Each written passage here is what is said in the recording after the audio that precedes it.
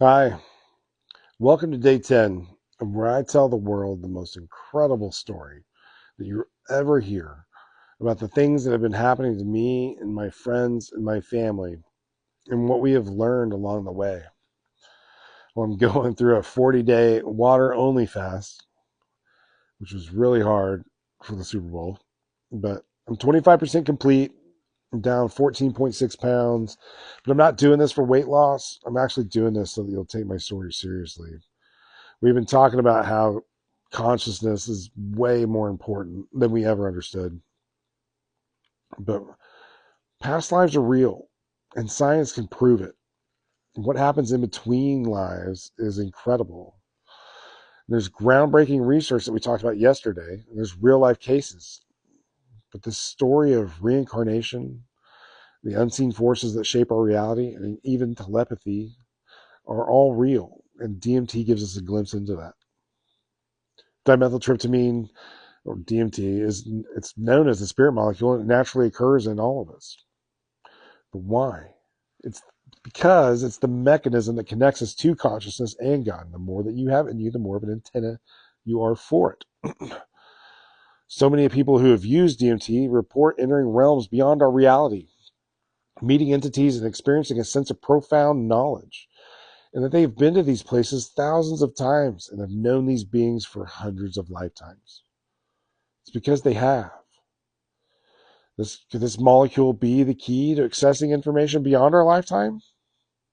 Well, all of the insane things that have been happening to me, my friends, and my family would point to yes. We talked yesterday about two of the most respected figures in past life research, which is Dr. Michael Newton and Dolores Cannon. They conducted thousands of hypnotherapy sessions and uncovered astonishing similarities over those. Subjects that they were describing choosing their lives before birth, planning key events, and learning from past mistakes. And while on the journey, that's not much different than what the Christians believe, except we don't stay in heaven. You come back. In these cases, they span cultures and continents. They all tell the same story. Our soul and consciousness survives death. So, if reincarnation is real, can we find proof? Dorothy Eady, who's better known as Om Seti, believes she was a reincarnated Egyptian princess from Britain. From a young age, she recalled precise details about temple structures, rituals, and people, a knowledge that they would later confirm as accurate. But how would she know this information if her memories weren't real? When her story gets even deeper, as a child, she insisted that she belonged in Egypt and had visions of past lives there. When she visited the country as an adult, she instinctively knew the layout of the Abydos Temple, which is crazy. She had never been there before in her entire life. But she claimed she had been a priestess and that she had an affair with Pharaoh Seti I and that she died tragically.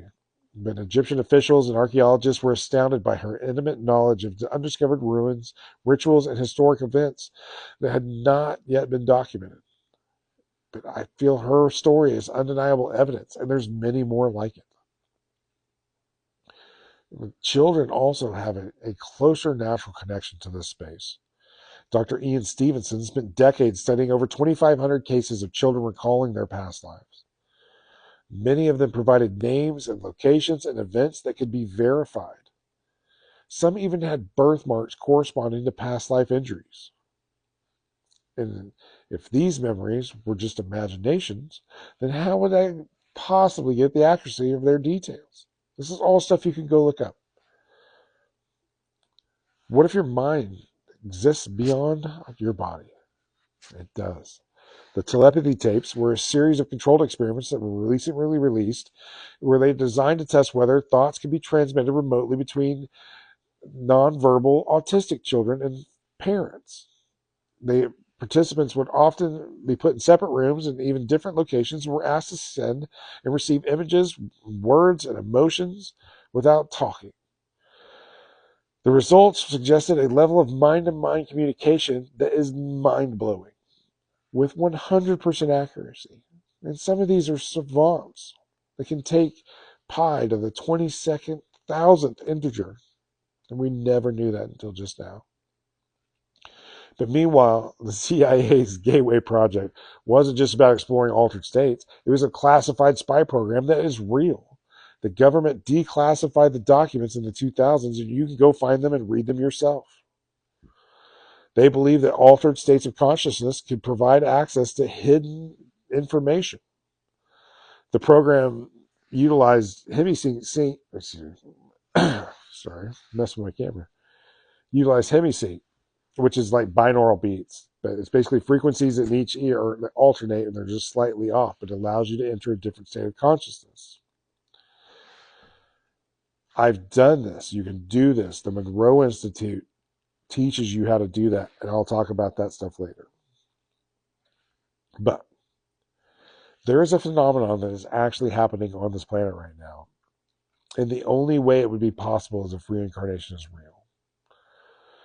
Yesterday, we talked about how this world is a training ground, and it's a difficult one for our souls to be able to advance to be closer to God. But what if I told you since the 1940s, there have been souls from other star systems that are reincarnating here for a specific moment in time, which is right now? And I know that sounds like a sci-fi film plot or the start of a cult, but I swear that is not the case. But that is exactly what's happening.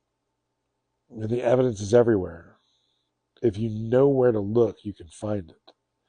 And that's what we've been guided to, is where to look. And I'll start showing you that tomorrow. So, I appreciate you for following along. This is stuff that is evolving even today.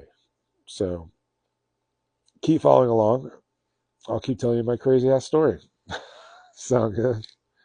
All right. Much love. We'll talk to you tomorrow.